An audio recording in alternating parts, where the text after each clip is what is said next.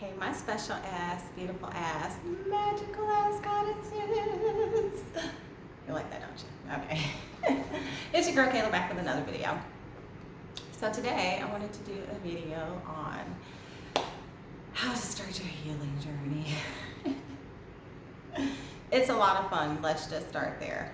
One of the big misconceptions I think about the healing journey is that it has like a start point and an end point, and it absolutely does not. Like, it is amazing sometimes how you'll heal from one thing and then something far down the line triggers something else that was kind of related to the thing that you already healed from, but then you realize there's another aspect of it that you haven't healed from yet, and it hits you like a ton of bricks. So it's definitely a forever ongoing journey. It doesn't have an end date or, a stop date or a day that you say, yay, I get my healing work badge. Like, it doesn't work that way. Sorry to tell you, sweeties, but I thought I'd save you from that disappointment because that was something that I didn't realize. So, but, it's something that I've become comfortable with. My motto as of the start of my healing journey has basically been that, the day I stop changing will be the day that I die. I've learned to embrace change. I've learned to know that there are always situations and different people in my lives that I'm meant to learn from, whether it be bad or good. And I've become okay with that. And one of the ways that I've been able to come okay with that is because I've been able to master the art of detachment. Just knowing that, not everything is a personal shot at me, and even if it is, it doesn't bother me because I know it's more of an issue going on with that person than it is more of an issue with me that, they're taking out on me. They're basically projecting some things going on in their life, and, everybody, vents in different ways. And as long as it's not disrespectful or, violent towards me, I can just pretty much let it roll off my back and, keep going on with my day. So, everybody's healing journey is going to start out a little differently. When I first learned about spirituality and started walking down this path and realizing that there were things in my past that I needed to heal from, it was it was funny, to be perfectly honest.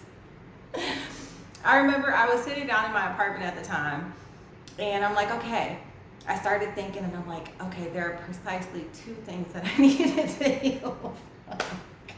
Like, thinking about that now, I can laugh. There was definitely a lot more than that.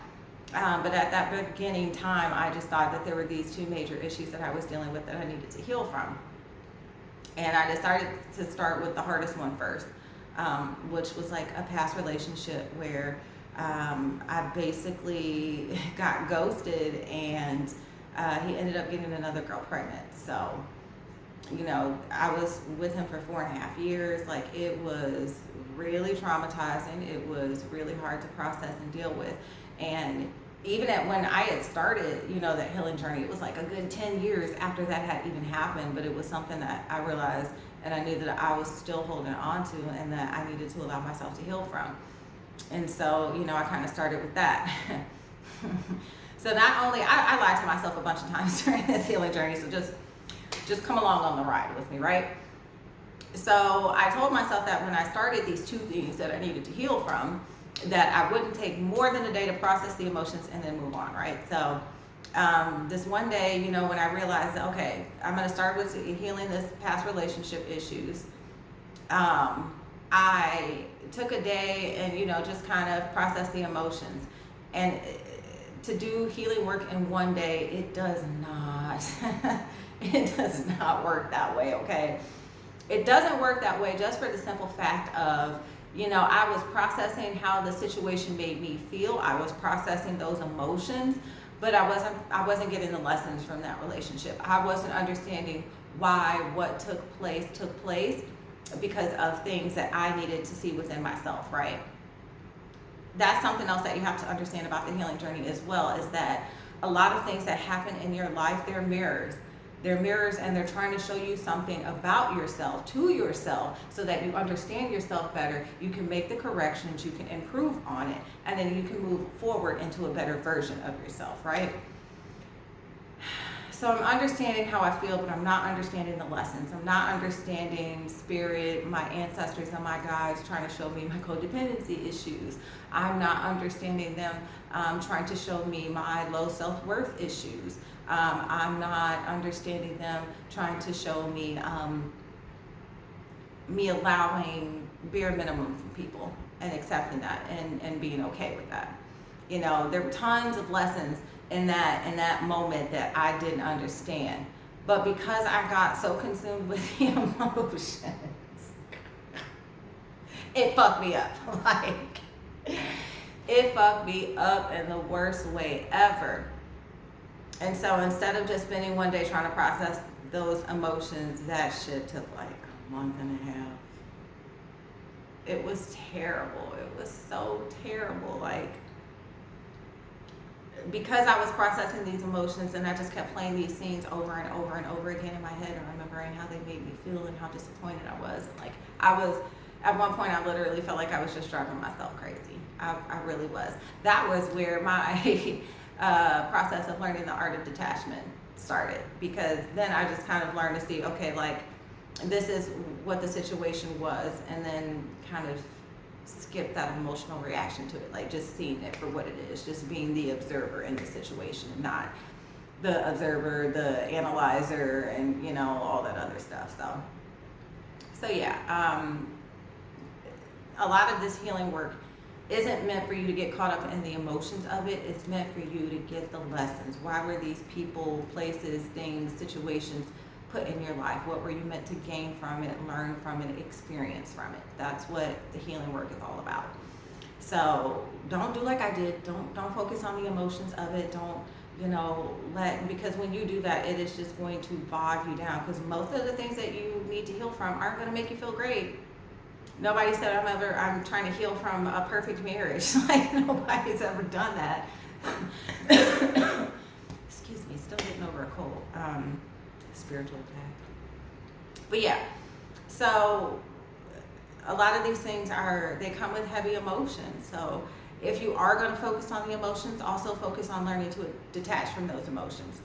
When I tell you, like, it is the best thing I've ever learned to do, like, to just be able to watch situations and people will just like look at me like, that doesn't bother you? Like, you realize what she was trying to say or do? And I'm just like, but why would you put in that much effort though towards me? Like, it's a compliment. Thank you. So yeah, a lot of the things that people will project towards you, you have to know and understand. It is just a mere reflection of them, how they feel, what they're going through, the shit they're trying or avoiding processing, because oftentimes that's what that comes from, them avoiding processing their emotions, feelings, pains that they're going through, so they just project that shit out on other people.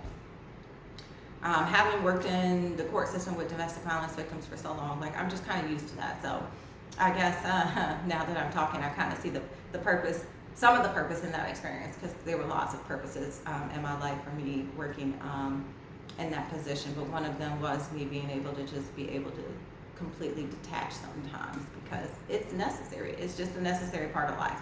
I think it's a necessary skill that we don't talk about enough, and we also, you know, aren't really taught to value. Right? For most people, you're taught if you learn to detach from things, you're cold as ice. Like, you know,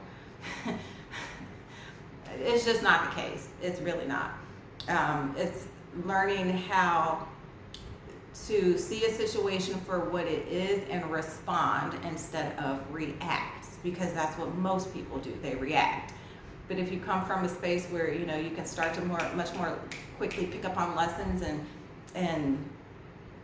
the things that you're meant to learn out of situations, then you understand why it's better to respond instead of reacting it. You save yourself a lot of trouble in the long haul, so there's that too. So yeah, it also really serves a fabulous purpose in your divine feminine journey for relationships, right? Because society tells us that in relationships that we as women are the emotional ones.